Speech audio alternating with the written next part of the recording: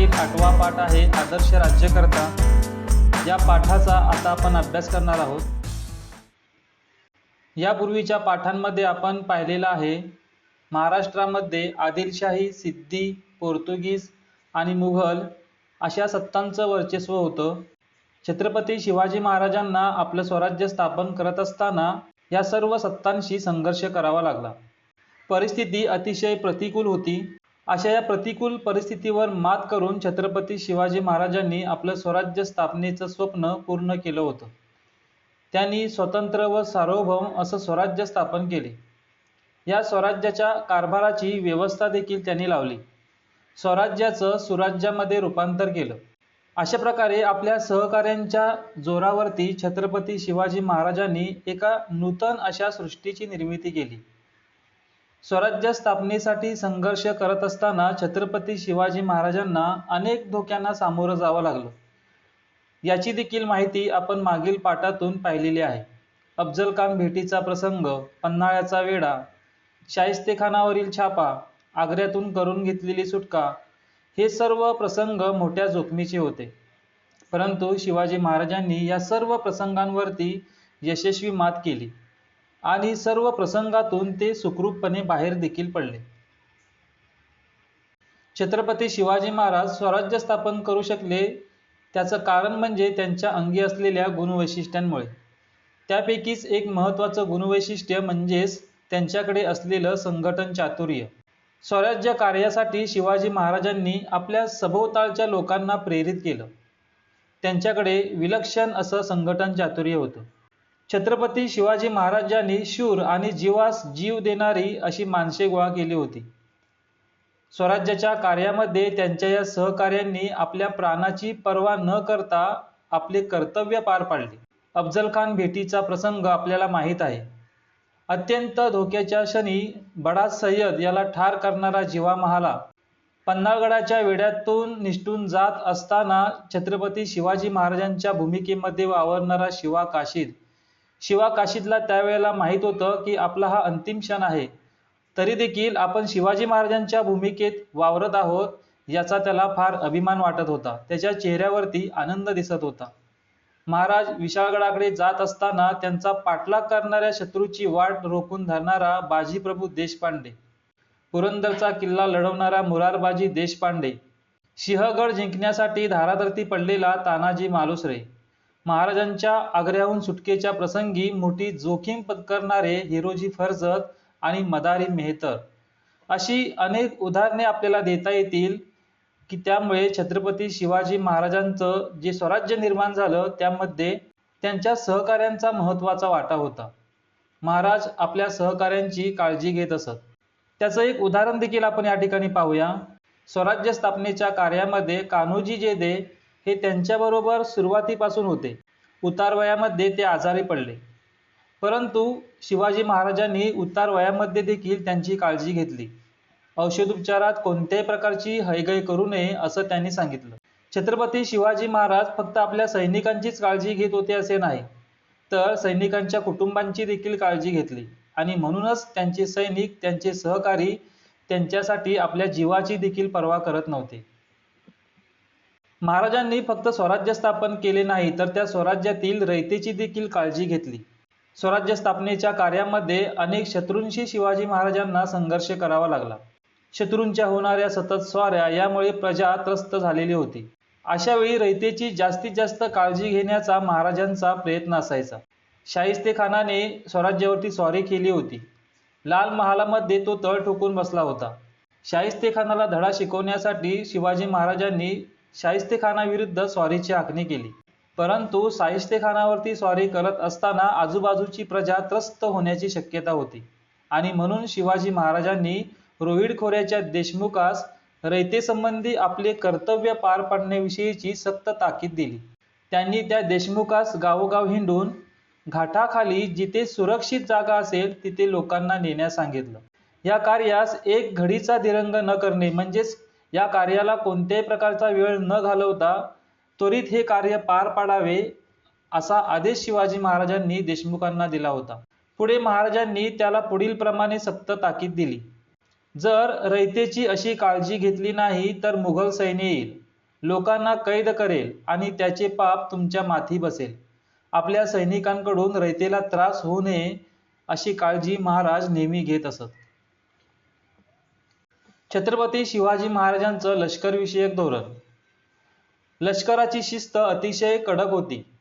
सैन्यास वेळच्या वेळी वेतन दिलं जावं याबाबत शिवाजी महाराज नेहमी दक्ष असायचे.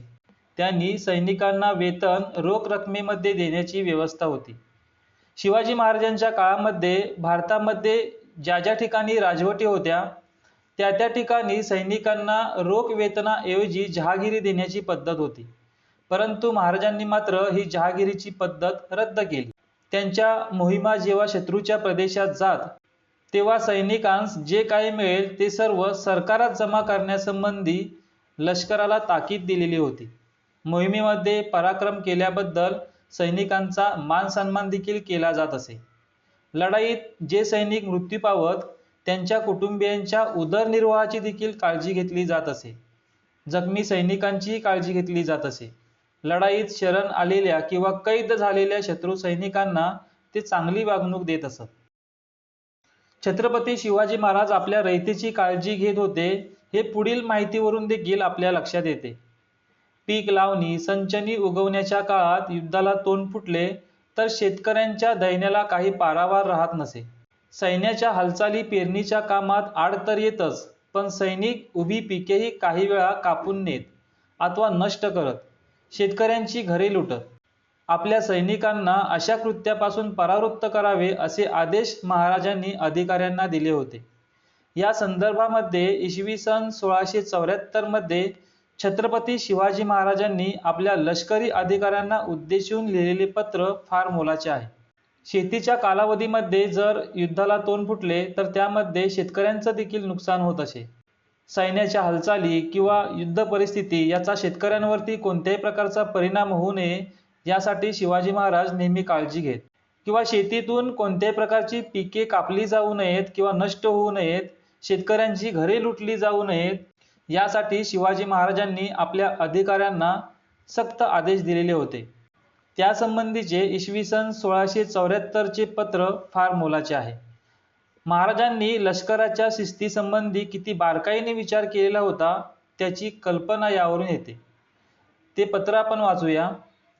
विलातीस तसवीस देऊ लागाल ऐशास लोका जाती, कोणी कुंब्याने दाणे आणील, कोणी भाकर, कोणी गवत, कोणी फाटे, कोणी भाजी, कोणी पाले ऐसे करू लागलेत, म्हणजे जे कुणबी घर धरून जीव मात्र घेऊन राहिले आहेत तेही जाऊ लागतील. कित्येक उपाशी मारायला लागतील, म्हणजे त्याला ऐसे होईल की मोगल मुलकात आले त्याहूनही अधिक तुम्ही ऐसा तळतळाट होईल. शिवाजी महाराजांनी आपल्या पत्रामध्ये असे लिहिलेले आहे, युद्धप्रसंगी किंवा इतर कोणत्याही कारणावरून कुणब्याला त्रास होता कामा नये. कुणबी म्हणजे शेतकरी. तर कुणब्याच्या शेतातील पिके आणू नयेत किंवा त्यांची घरे लुटू नयेत. असं जर आपण केलं तर काही शेतकरी जे तग धरून राहिलेले आहेत तेही इथून निघून जातील. त्यांना असं वाटेल की आपल्या भागामध्ये मुघल आले, त्यांनी आपल्याला त्रास दिला, त्याचप्रमाणे आपले लोक देखील आपल्याला त्रास देत आहे आणि त्याचा तळतळाट आपल्याला लागेल. आणि म्हणून आपण जे स्वराज्य निर्माण केलेलं आहे ते लोकांच्या कल्याणासाठी आहे, लोकांची काळजी घेण्यासाठी आहे. आपण शेतकऱ्यांना कोणत्याही प्रकारचा त्रास होणार नाही याची काळजी घेतली पाहिजे, असा सक्त आदेश शिवाजी महाराजांनी आपल्या अधिकाऱ्यांना दिलेला होता. सहिष्णु वर्तन. महाराजांना ज्या सत्तांबरोबर संघर्ष करावा लागला त्यामध्ये आदिलशाही, मुघल, सिद्धी अशा प्रकारच्या इस्लामी सत्ता होत्या. मात्र त्यांनी संघर्ष करत असताना स्वराज्यातील मुसलमानांना देखील आपले प्रजाजन मानले. शिवाजी महाराजांचा संघर्ष हा जुलमी राजवटी विरुद्धचा होता, कोणत्याही जाती धर्माविरुद्धचा नव्हता. अफजल खानाच्या भेटीच्या वेळी महाराजांच्या सैन्यात सिद्दी इब्राहिम हा विश्वासू सेवक होता. सिद्दी हिलाल हा महाराजांच्या सैन्यातील सरदार होता. स्वराज्याच्या आरमारामध्ये दौलत खान हा महत्वाचा अधिकारी हा देखील मुस्लिमच होता. महाराजांचं धार्मिक धोरण सहिष्णु होतं हे या सर्व गोष्टींवरून आपल्याला दिसून येतं. शत्रूकडून एखादा प्रदेश जिंकून घेतला असता तेथील मुस्लिम धर्मस्थळांना आधीपासून प्राप्त असलेल्या सोयी सवलती ते तशाच पुढे चालू ठेवत. त्यांच्या सहिष्णु धार्मिक धोरणाबद्दल समकालीन इतिहासकार काफी खान लिहितो, शिवाजीने आपल्या सैनिकांना असा सक्त नियम केला होता की मोहिमेवर असताना मशिदीला धक्का लावू नये. कुराणाची एखादी प्रत हाती पडल्यास तिला पूज्यभाव दाखवून ती मुसलमान व्यक्तीच्या स्वाधीन करावी. अशा प्रकारे शिवाजी महाराजांच्या काळामध्ये किंवा शिवाजी महाराजांच्या स्वराज्यातील सर्व जाती धर्माच्या लोकांना आपले धार्मिक स्वातंत्र्य जपण्याचा अधिकार दिलेला होता. शिवाजी महाराजांच्या स्वराज्य स्थापनेच्या प्रयत्नांमागे एक वेगळं असं मूल्य होतं आणि ते मूल्य म्हणजे स्वातंत्र्याची प्रेरणा. दुसऱ्या कोणत्याही सत्तेचे वर्चस्व न मानता आपले स्वातंत्र्य व सार्वभौम अस्तित्व ठेवणे हा हेतू त्यामागे होता. प्रत्येक व्यक्तीला स्वतंत्रपणे जगण्याचा अधिकार आहे असे शिवाजी महाराज म्हणत असत. परकीय आणि अन्यायी सत्यांच्या विरोधात संघर्ष करताना महाराजांनी इतरांनाही स्वातंत्र्याची प्रेरणा दिली. मुघलांच्या सेवेत असलेला छत्रसाल जेव्हा महाराजांना भेटला तेव्हा त्यांनी त्यास बुंदेलखंडात स्वतंत्र राज्य निर्माण करण्याची प्रेरणा दिली. छत्रपती शिवाजी महाराजांच्या कार्याची थोरवी अनेक महान विभूतींनी गायलेली आहे. महाराजांनी अनेक शत्रूंशी संघर्ष करत असताना स्वराज्याची स्थापना केली. ही कृतीच त्यांचे युगप्रवर्तकत्व सिद्ध करते. परंतु या कृतीखेरीज त्यांच्या व्यक्तिमत्वामध्ये इतरही अनेक सद्गुणांचा समुच्चय आढळतो. महाराज अत्यंत बुद्धिमान होते. त्यांनी अनेक विद्या आत्मसात केलेल्या होत्या. महाराजांना अनेक भाषा आणि लिपी अवगत होत्या. आई वडिलांनी केलेले स्वराज्य स्थापनेचे आणि नैतिकतेचे संस्कार त्यांच्या मनावरती खोलवर रुजलेले होते. त्यांच्या व्यक्तिमत्वात चारित्र्य आणि सामर्थ्य, शील आणि पराक्रम यांचा समन्वय झाला होता. त्यांच्याकडे नेतृत्व, व्यवस्थापन, द्रष्टेपणा, राजकीय मुत्सद्देगिरी, मुलकी आणि लष्करी प्रशासनाविषयीचे प्रभावी धोरण, सत्य आणि न्याय यावरील निष्ठा, सर्वांना समान वागणूक देण्याची वृत्ती, भावी गोष्टींचा आराखडा तयार ठेवण्याचे नियोजन प्रकल्प तडीला नेण्याचे कौशल्य, संकटात खचून न जाता उफाळून येण्याचा निर्धार, सदैव जागृत राहण्याचा सावधपणा इत्यादी प्रकारचे असंख्य गुण महाराजांच्या अंगी होते. आणि या सर्व गुणांमुळेच स्वराज्य स्थापन करत असताना त्यांनी सर्व संकटांवरती मात केली आणि आपलं स्वराज्य वाढवलं आणि स्वराज्याचं सुराज्यात देखील रूपांतर केलं. स्वराज्य स्थापन केल्यानंतर समाजामध्ये देखील कोणताही अनुचित प्रकार घडू नये याबाबत शिवाजी महाराज दक्ष असायचे. स्त्रियांच्या बाबतीत कोणी अनुचित वर्तन केले तर असे करणाऱ्यास ते कठोर शिक्षा करत. प्रजेतील शेतकरी, कारागीर, सैनिक, व्यापारी अशा सर्व घटकांची महाराज काळजी घेत असत. स्वधर्मातील व्यक्तींप्रमाणेच परधर्मातील व्यक्तींविषयी भेदभाव न करता आदर बाळगत. परधर्मामध्ये गेलेल्या व्यक्तींना परत स्वधर्मात घेण्याला त्या काळामध्ये विरोध होता, परंतु महाराजांनी अशा व्यक्तींना देखील स्वधर्मामध्ये घेतले. प्रसंगी अशा व्यक्तींशी महाराजांनी स्वतःचे नाते देखील जोडले. समुद्र पर्यटनास धार्मिक कारणांवरून विरोध होता. अशा वेळी महाराज जर धार्मिक गोष्टींवर विश्वास ठेवून बसले असते तर सिद्धी, पोर्तुगीज, इंग्रज यासारख्या शत्रूंचा ते बिमूड करू शकले नसते. त्या काळामध्ये त्यांनी सिंधुदुर्ग सारखे जलदुर्ग बांधले आणि आरमाराची देखील निर्मिती केली. समुद्रावरून होणाऱ्या बाह्य आक्रमकांची दखल घेऊन त्यावरचा उपाय त्यांनी तयार ठेवलेला होता. हे आपल्याला यावरून लक्षात येते. ते राज्याभिषेकाद्वारे स्वराज्याचे अधिकृत राजे बनले. त्यांनी एका राज्याभिषेकानंतर धार्मिकदृष्ट्या वेगळ्या प्रकारचा दुसरा राज्याभिषेक करून घेतला.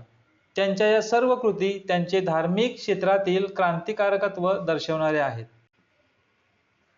स्वराज्यावरती जेव्हा जीवघेणी संकट येत असत तेव्हा महाराज सहकाऱ्यांऐवजी वा त्यांच्यासह ते स्वतःच्या संकटांना भिडत असत. महाराज हे स्वतः संकटांना सामोरे जात होते आणि त्यामुळे महाराजांवरील सहकाऱ्यांचा विश्वास देखील वाढलेला होता. त्यांचे सहकारी स्वराज्यासाठी प्राण अर्पण करायला सिद्ध असत. अर्थात केवळ अशा मोठ्या संकटांना धैर्याने आणि निर्भयपणे सामोरे जाणे एवढेच त्यांचे मोठेपण नव्हते. त्यांना आपल्या स्वराज्याला नैतिकतेचा आणि गुणवत्तेचा आधार द्यायचा होता. म्हणूनच महत्त्वाच्या गोष्टींप्रमाणे छोट्या छोट्या गोष्टींच्या बाबतीतही त्यांनी संबंधितांना योग्य आदेश दिल्याचं आढळतं. सैनिकांनी शेतकऱ्यांच्या शेतातील भाजी देखील जबरदस्तीने घेता कामा नये या अर्थाचा आदेश त्या दृष्टीने आदर्श आहे.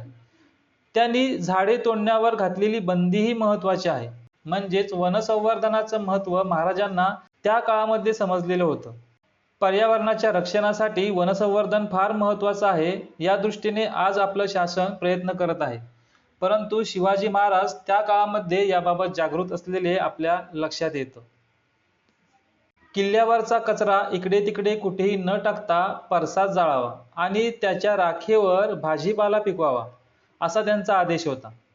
ते स्वराज्याची उभारणी करताना बारीक सारीक बाबींकडे किती लक्ष देत होते हे यावरून आपल्या लक्षात येतं.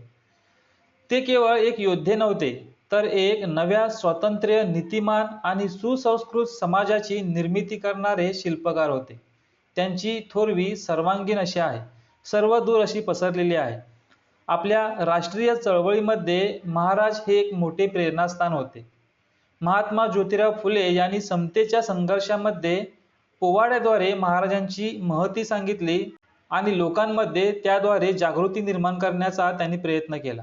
महात्मा ज्योतिराव फुले यांनी छत्रपती शिवाजी महाराजांवर सन 1869 मध्ये एक पोवाडा केला. त्याचा काही भाग या ठिकाणी दिलेला आहे.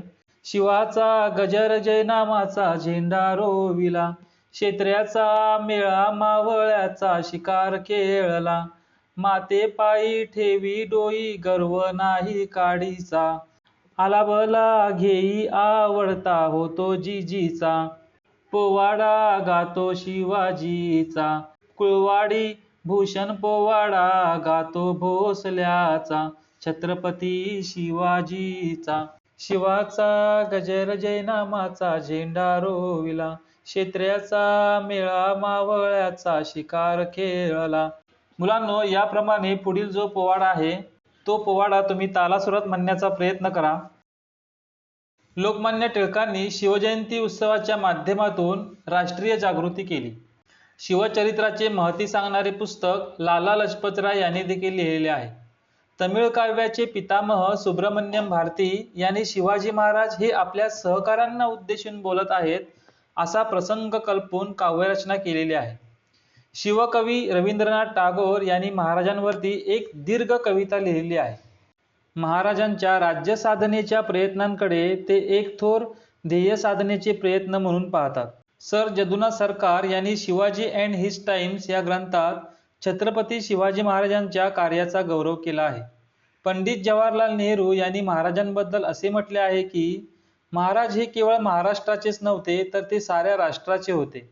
त्यांचे आपल्या देशावर फार प्रेम होते आणि मानवी सद्गुणांचे ते साक्षात प्रतीक होते.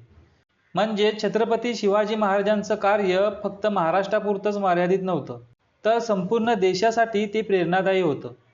देशातील प्रत्येक व्यक्तीला स्वतंत्रपणे जगता यावे अशी प्रेरणा शिवाजी महाराजांकडून आपल्याला मिळते. भारतातील सर्व भाषांमध्ये महाराजांची प्रेरणा आणि आदर्श सांगणारे साहित्य निर्माण झालेले आहे. शिवाजी महाराजांची ही स्वराज्य कार्याची आणि सुराज्यात रूपांतर करण्याची प्रेरणा भावी पिढ्यांनाही आदर्श राहील. अशा प्रकारे शिवाजी महाराज हे एक थोर राष्ट्रपुरुष होते. स्वराज्य आणि स्वातंत्र्य याची प्रेरणा शिवाजी महाराजांनी संपूर्ण देशाला दिली. छत्रपती शिवाजी महाराजांनंतर महाराजांनी निर्माण केलेलं स्वराज्य पुढील कालावधीमध्ये कशा प्रकारे टिकवून ठेवलं याची माहिती मराठ्यांचा स्वतंत्र संग्राम या पाठातून आपण घेणार आहोत. धन्यवाद.